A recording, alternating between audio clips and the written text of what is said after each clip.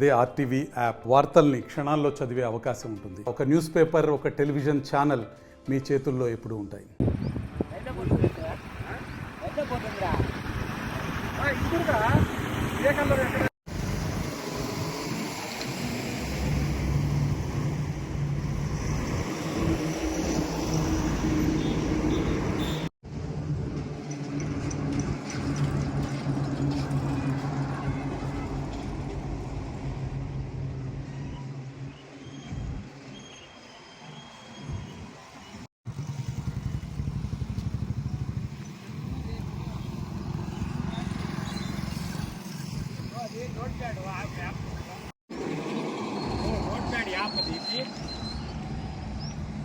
నా దగ్గర ఉండాలి, నేను కొట్టలేదు వెయిట్ చేసుకొని.